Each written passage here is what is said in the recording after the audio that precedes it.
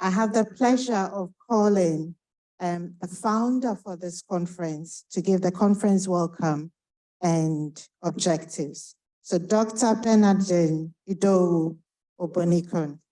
Now, Bernadine wears many hats. She's the founder and chair of this conference, now in its 7th year, founder of an undergraduate conference called Changing the Story for Black Biomedical Scientists, and a charity called YAK&K. She's associate professor of biomedical sciences and course leader at the University of West London, visiting lecturer at King's College London, an award-winning scientist, among many other things that she does. So welcome, Bernadine. Hello, everyone. Hello, everybody. And how are we today? Thank you all for coming. As you'll see in my presentation, without all of you here, there'll be no conference. So, welcome everyone to the 7th BME Early Career Researcher Conference. The theme for today is Building Communities of Influence. I'm Bernadine. I am the Associate Professor of Biomedical Science and a visiting lecturer at King's College London.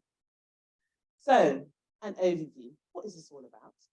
And I want to share with you the impact of previously held conferences. Then we'll go briefly through the program today. Please make sure you all have a copy of the program. You'll need it. Then I will like to acknowledge people, and then there are a few announcements I'd like to make. So, why is this conference needed? Well, lecturer level upwards, early career researchers, various different specialities are underrepresented. We all know the stats. Approximately 23,000 professors. How many are Black men? Approximately 105. How many are Black females? Approximately 43. It's growing slowly but surely. So we need to ensure that we have the mentors, the network, the confidence to remain in academia, because we need to be here, because students need to see us, because we need to inspire these young generations coming up. But let's celebrate what we do have, okay? And let's have a look at that website. These are the visible. And also let's acknowledge various activities or initiatives being organized to increase the numbers of Black professors. We're very grateful to the founder and CEO of WEN, Alice Chilvert, who set up this 100 Black Women Professors Now program, whose aim is to transform and change higher education. And this program is open to PhD students and senior academics. But the universities need to understand that if they believe in this vision, they will sign up to it and encourage their female staff to be part of it. Previous conferences, well, there has been a lot. Started King's College London in the diversity and inclusion team, first year. The second year, I allocated funding to run it, and it was from Wellcome Trust, the Centre for Research Staff Development at King's College London, Royal Society of Chemistry. Then 2019, Professor Marcia Wilson, my mentor, ran this. Then the fourth year, that was when there was a pandemic. So it was carried out virtually online. Thank you to Professor Stephen Curry from Imperial College London. Then the fifth year, we had our second virtual conference, again supported by my mentor, Professor Marcia Wilson. And then the sixth year was our first hybrid conference. And the theme was Making the Invisible Visible. That was conducted by King's College London and University of West London. What's the impact? People always want to know, what's the impact? Please everyone do tweet BME Conf 2023. So, Here I show a graph. And in this graph, we are looking at the evaluation of the conference over the last 6 years. So the blue line shows the overall organization of the conference and whether it met delegates' expectations.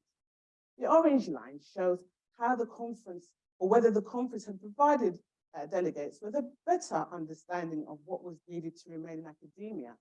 And then the gray line shows whether the conference increased confidence and motivation to stay in academia. So, looking at the blue line, we can see always over 90%, but 2021 and 2022, 100%. So all those people that filled in the evaluation survey said it had met their expectation. I can't ask for anything more. Then the orange line fluctuates. So it fluctuates. There are different people attending, different people presenting, but I'm happy to say it's always over 70% in terms of whether it's provided them a better understanding. And then the gray line again fluctuates, but again, always over 70%. So we're doing something right. Can't please everybody, I get that, but we're getting there. Testimonies mean a lot to me. It's what pushes me to do more. So I'm going to share some. Please, as I said, you'll need your program. Look at page 16. This conference has improved my confidence and put my mind at peace. Someone said, I have to say, it was kind of therapeutic listening to the contribution of the speakers. Another one said, awareness, information, action, and support. I like that. This is what I got out of it. Another one said, I felt really motivated and encouraged seeing people that look like me excelling and breaking the barriers. Another one said, it gave me confidence to push for change. Now I have to read this paragraph because as I say, it's these comments that push me. It was beyond powerful seeing people who look like me in the same space working in academia. It's been so isolating in a way that no one can ever understand unless you're from that particular background. So it was so validating to have people who understood, identified, and I could confide in. I also was very adamant on leaving academia, but this had made me realize it really is about the space you're in and working with people who look like you that get it. Another one said, feel more inspired, sense of belonging and community. Good to know that there are networks and support systems out there. Everyone that is here, either in person or online, use this opportunity to connect. Build your network. As I always say to my students, your network is your net worth. I always leave inspired and having made contact. So this is just a fraction of the feedback I get all the time. And then I'm hearing also about postdoctoral, making that transition to become lecturers. That is why I started this conference, because we are unsure about how to make the transitions. We are unsure of the unwritten rules. Lecturers have been promoted to senior lecturers, excellent. Senior lecturers are being promoted to readers, associate professors. Associate professors are becoming full professors. And they all have one thing in common. They all have mentors, which is massively needed. So let me summarize the impact and the testimonials. Every time we put these conferences out, the tickets are often snapped up immediately. We have loads of people joining online because people need to meet and hear others' lived experiences. I am not alone. You are not alone. Networking, mentorship, sponsorship, well-being, all are critical, which you'll hear today. Support is available in our community. And my favorite phrase is, knowledge is power. Really, really proud to share my conference has now been validated. It's been printed, and the title is A Personal Reflection Upon Navigating into a Senior Academic Role. Here, this is why your feedback is really important. I've used your feedback. So the graph I showed is actually in that paper. Okay, so please have a look and hear about my experiences and see what you guys can learn from it. You know, everything is possible if you know how.